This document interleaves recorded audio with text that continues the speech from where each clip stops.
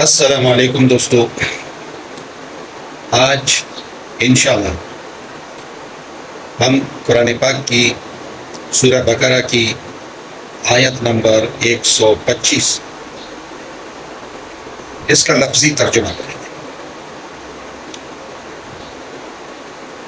آج صرف لفظی ترجمہ ہوگا اور اس کا روانی کے ساتھ ترجمہ ہوگا۔ چلو شروع کرتے ہیں۔ بسم اللہ الرحمن الرحیم۔ وَإِذْ جَعَلْنَا الْبَيْتَ مَثَابَةً لِلنَّاسِ وَأَمْنًا وَاتَّخِذُوا مِن مَّقَامِ إِبْرَاهِيمَ مُصَلًّى وَعَهِدْنَا إِلَىٰ إِبْرَاهِيمَ وَإِسْمَاعِيلَ أَن طَهِّرَ بَيْتِيَ لِلطَّائِفِينَ وَالْعَاكِفِينَ وَالرُّكَّعِ السُّجُودِ۔ بسم اللہ الرحمن الرحیم۔ اللہ کے نام سے شروع کرتا ہوں جو بڑا مہربان ہے، نہایت رحم والا ہے۔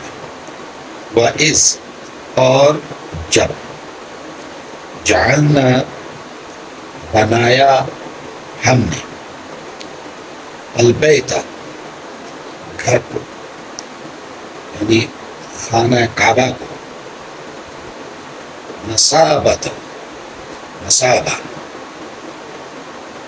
اکٹھا ہونے کی جگہ، اکٹھا ہونے کی جگہ، للناس لوگوں کے لیے،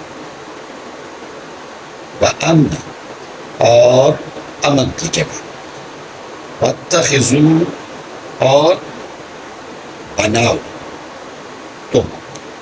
تم بناؤ، من مقام ابراہیم مقام ابراہیم کو، مصلی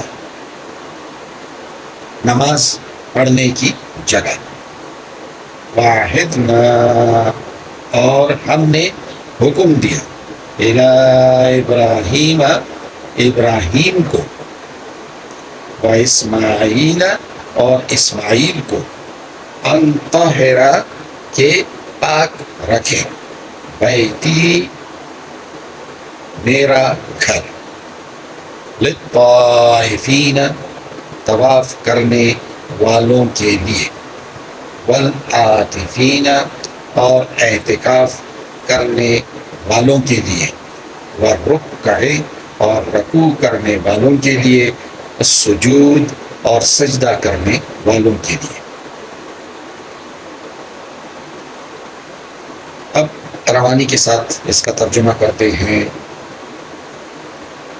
اور جب میں نے خانہ کعبہ کو بنایا لوگوں کے لیے لوٹنے کی جگہ، یعنی اکٹھا ہونے کی جگہ، وَأَمْنًا